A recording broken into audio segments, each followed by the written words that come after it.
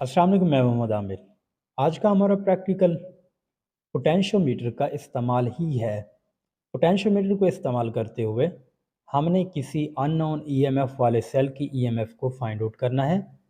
दो ऐसे सेल्स जिनकी ईएमएफ हमें पता ना हो, उनको एक दूसरे के हिसाब से कंपेयर करवाना है और हमने उन सेल्स की इंटरनल रेजिस्टेंस फाइंड आउट करनी है। और आज ये बात भी हमने कंफर्म करनी है कि यूज्ड सेल जिसकी ईएमएफ कम हो जाती है उसकी इंटरनल रेजिस्टेंस ज़्यादा होती है as compare to new cell के।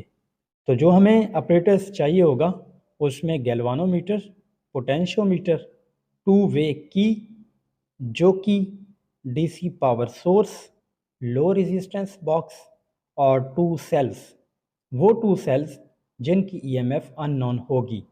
या तो हमने इनकी ईएमएफ को फाइंड आउट करना होगा या कंपेयर करवाना होगा या इनकी इंटरनल रेजिस्टेंस फाइंड आउट करनी होगी। तो ये एक शार्ट सा सवाल जिसको मैं ब्रीफली बताता जाता हूँ, मज़ीद भी इसको मैं रिपीट करवाऊँगा जब हम प्रैक्टिकल कर रहे होंगे कि पोटेंशियोमीटर होता क्या है। पोटेंशियोमीटर का सिंबल ये है जिसमें आप देख रहे हैं कि एक हाईली रेजिस्टिव वायर है, उसके दोनों एंड्स हैं ए और बी, और एक तीसरा एंड है इस पोटेंशियोमीटर का जो कि स्लाइड कर सकता है इस ए और बी के दरमियान में। और जब आप इसे फिजिकली देखेंगे तो आपको कुछ इस तरह का ये नज़र आएगा जिसमें एक मीटर रॉड लगा हुआ होगा, एक वायर होगी, यहाँ से 1 मीटर, फिर आगे एक स्ट्रिप होगी, इधर से फिर एक और वायर होगी, ये 2 मीटर वायर, फिर स्ट्रिप होगी, ये 3 मीटर वायर, फिर ये स्ट्रिप होगी और ये 4 मीटर की वायर होगी। इसमें हम चाहें तो इस 4 मीटर वायर को इस्तेमाल कर सकते हैं, नहीं तो इसके यहाँ पे भी स्क्रूज लगे हुए होते हैं, तो हम 1 मीटर, 2 मीटर, 3 मीटर या 4 मीटर जो अपनी रिक्वायरमेंट के मुताबिक पोटेंशियोमीटर की वायर इस्तेमाल करना चाहें तो हम कर सकते हैं। जबकि तीसरा जो पोटेंशियोमीटर का टर्मिनल होता है वो सी होता है जो कि इस ए और बी के दरमियान में स्लाइड कर सकता है। और इम्पॉर्टेंट बात यह है कि इधर स्ट्रिप्स लगी हुई होती हैं, यहाँ पे कोई वायर नहीं होती जो कि हाईली रेजिस्टिव वायर है, बल्कि यहाँ पे स्ट्रिप्स होती हैं जो कि सीरीज़ में इन दोनों वायर्स को आपस में कनेक्ट करवाती हैं। ये स्ट्रिप्स क्यों होती हैं? ताकि ये लेंथ काउंट ना हो।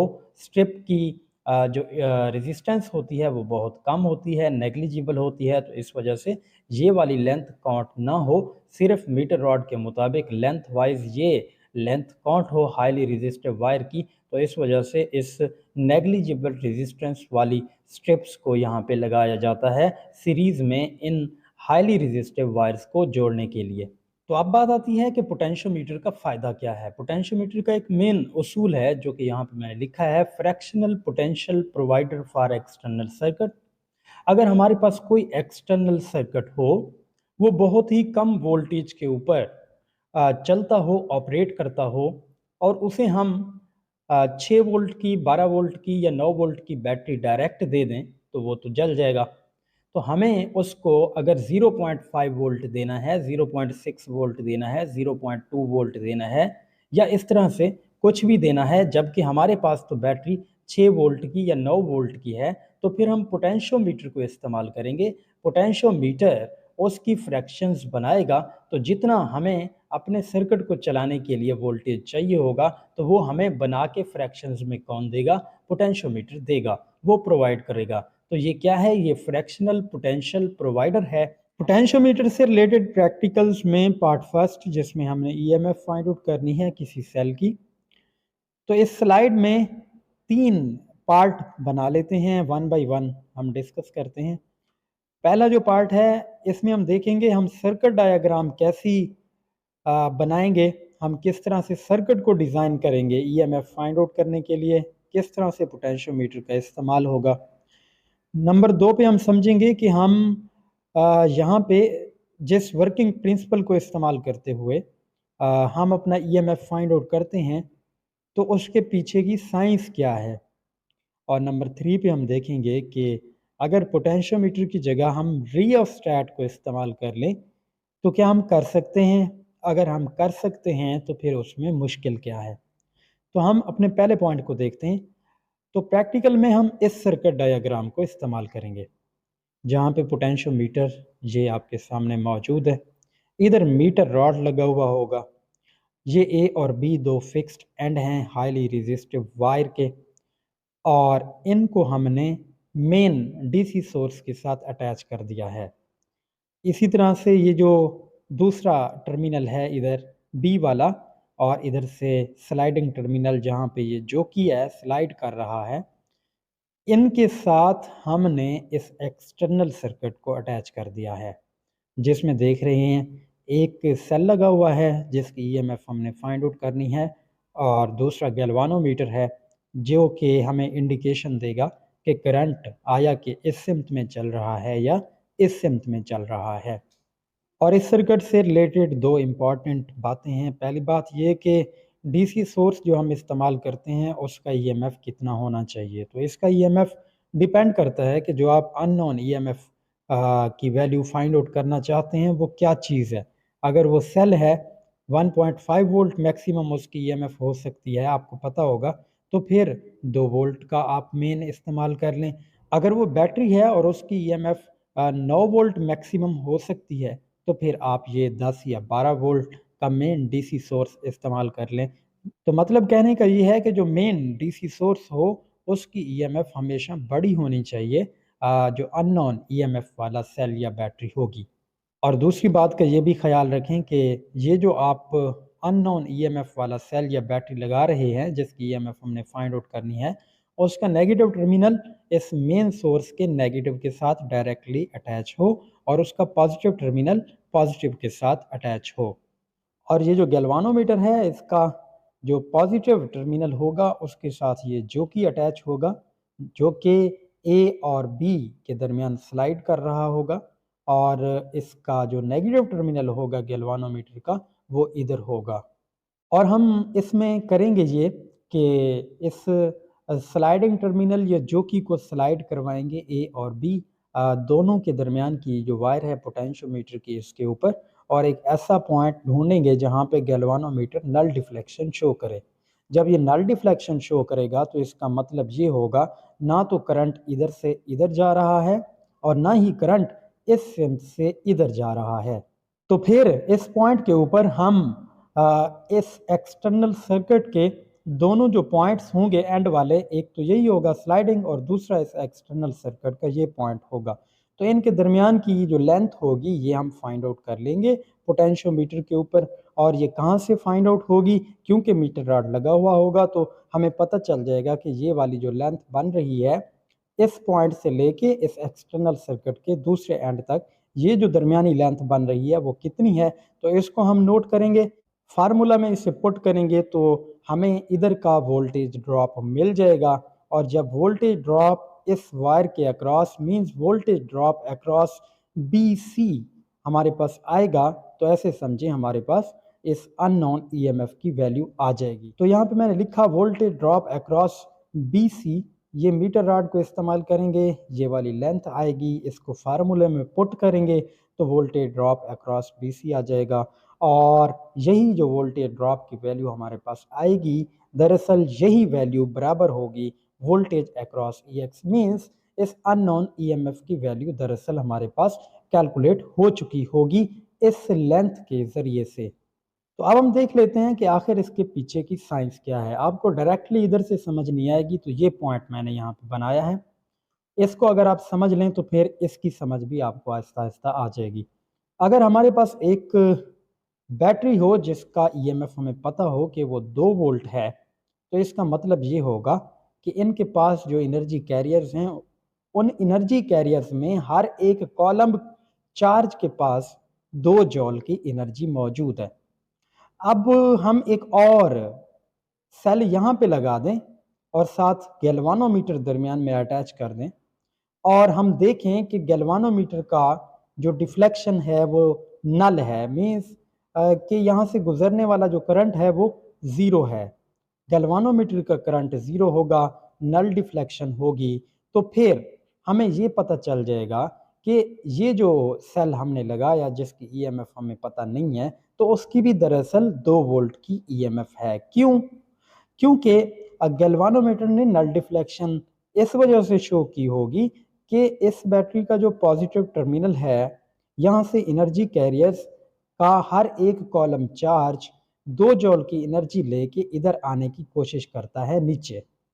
अब आगे जो और एक सेल है उसका भी हर एक कॉलम चार्ज 2 जॉल की एनर्जी रखता होगा और वो भी इस पॉजिटिव टर्मिनल से इधर जाने की कोशिश करता होगा। तो दोनों की एनर्जी, ऊपर से नीचे आने वालों की एनर्जी और नीचे से ऊपर जाने वालों की एनर्जी बराबर होगी, जिस वजह से ना करंट ऊपर से नीचे आता होगा ना नीचे से ऊपर जाता होगा, जिस वजह से डिफ्लेक्शन जीरो शो होती होगी गैल्वानोमीटर के ऊपर। तो यहाँ से हमें पता चल जाएगा कि जिसका हमें पता था 2 वोल्ट ईएमएफ का और इसका हमें पता नहीं था, तो गैल्वानोमीटर की डिफ्लेक्शन ने शो कर दिया कि दोनों तरफ का इस सेटअप के मुताबिक, इस सेटअप में अगर आप देखें तो इन दोनों सेल्स के पॉजिटिव टर्मिनल आपस में जुड़े हुए हैं और इनके नेगेटिव टर्मिनल आपस में जुड़े हुए हैं। तो इस सेटअप के मुताबिक गैल्वानोमीटर हमें बताएगा करंट ना ऊपर से नीचे आ रहा है ना नीचे से ऊपर जा रहा है। तो जितना ईएमएफ का सेल यहाँ पे होगा उतने ही ईएमएफ का सेल नीचे होगा। तो यहाँ से हमें पता चल जाता है। बिल्कुल यही कॉन्सेप्ट इस्तेमाल होता है यहाँ पे। अगर आप इस सर्किट की साइंस समझना चाहते हैं तो बिल्कुल यही पॉइंट है। अब क्या होगा, इधर से जो एनर्जी कैरियर्स पॉजिटिव टर्मिनल से चलेंगे वो इधर जा रहे होंगे, उनके पास ए पॉइंट तक मैक्सिमम एनर्जी होगी क्योंकि दरमियान में कोई रेजिस्टेंस नहीं है। उसके बाद वो अपनी एनर्जी ए और बी टर्मिनल्स के दरमियान, ये जो हाईली रेजिस्टिव वायर है इसके ऊपर डिसिपेट करेंगे। तो फिर यहाँ से यहाँ तक आते हुए उनकी एनर्जी हो सकता है 0.5 जूल की एनर्जी हर एक कॉलम चार्ज की डिसिपेट हो जाए, मींस वोल्टेज ड्रॉप हो जाए इधर से लेकर इधर तक आते हुए कोई 0.5 वोल्ट का, तो बाकी 1.5 वोल्ट उनके पास मौजूद होगा। तो अब अगर हमारा बैलेंसिंग पॉइंट ये वाला आया है, तो बैलेंसिंग पॉइंट के ऊपर इसका मतलब ये है कि गैल्वानोमीटर के इधर के जो एनर्जी कैरियर्स हैं वो इधर आना चाहते हैं और ऊपर वाले एनर्जी कैरियर्स इधर आना चाहते हैं। गैल्वानोमीटर का करंट जीरो है, मींस इस सेल की वजह से इधर जाने वाले एनर्जी कैरियर्स और उस सेल की वजह से इधर आने वाले एनर्जी कैरियर्स आपस में एनर्जी बराबर रखते हैं, जिस वजह से ये करंट जीरो है। तो हम देखेंगे कि 0.5 वोल्ट का तो उधर ड्रॉप हो चुका था, बाकी एनर्जी उनके पास कितनी थी, जो एनर्जी कैरियर्स यहाँ तक पहुंचे थे इस बैटरी की वजह से, तो उसकी बाकी एनर्जी अगर हमें मालूम हो जाए तो बिल्कुल उतनी ही एनर्जी यहाँ पे होगी, उतना ही वोल्टेज यहाँ पे होगा। तो हम देख लेते हैं कि इस पॉइंट से लेके इस बी पॉइंट तक वो कितनी एनर्जी मजीद डिसिपेट करते। 0.5 वोल्ट यहाँ तक हो गई, बाकी 1.5 वोल्ट उनके पास जो है वोल्टेज ड्रॉप रह गया, मींस 1.5 वोल्ट पर कॉलम उनके पास मौजूद थी और वो नहीं आ पाए। 1.5 वोल्ट 1.5 जोल पर कॉलम इनके पास अगर यहाँ पे एनर्जी थी तो इन वालों के पास भी 1.5 जोल पर कॉलम होगी, जिस वजह से वो इधर नहीं आ पाएंगे, ये वाले उधर नहीं जा पाएंगे और गैल्वानोमीटर का करंट जीरो होगा।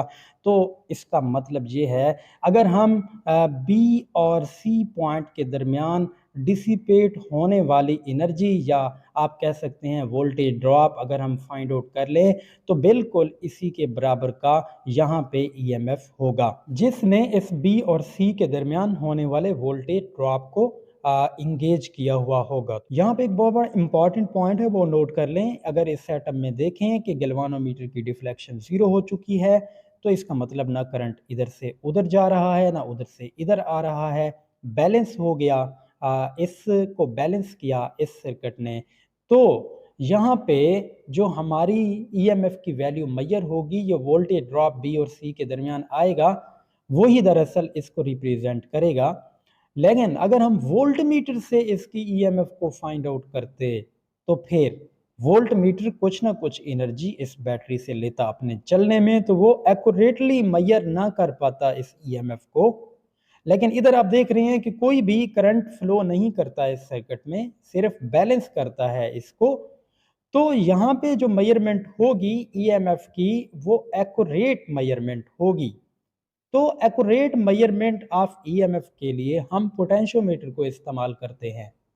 तो अब आते हैं इस तीसरे पॉइंट के ऊपर। अगर हम रियोस्टेट को इस्तेमाल करें पोटेंशियोमीटर की जगह तो वो क्या हम कर सकते हैं, ए और बी जैसे दो फिक्स्ड टर्मिनल्स हैं इधर, तो यहाँ पे भी तो देखें वो उसी तरह से हैं। सी जो स्लाइडिंग टर्मिनल है वो यहाँ पे स्लाइड करता है ए और बी के दरमियान, तो इधर भी ए और बी के दरमियान सी स्लाइडिंग टर्मिनल स्लाइड करता है। तो इसका मतलब इन दोनों का अगर देखा जाए तो असूल तो एक जैसा है, हाँ इनकी जो बनावट है वो ज़रा डिफरेंट होती है। यहाँ पे लूप्स होते हैं, यहाँ पे टर्न्स होती हैं हाईली रेजिस्टिव वायर की। तो जब स्लाइडिंग टर्मिनल सी स्लाइड करता है तो वो टर्न टू टर्न चेंज करता है अपनी पोजीशन को। मीन्स थोड़ा सा स्लाइड करेगा, एक पूरी टर्न जो है वो कवर कर जाएगा, थोड़ा सा मजीद स्लाइड करने पे एक पूरी टर्न कवर कर जाएगा।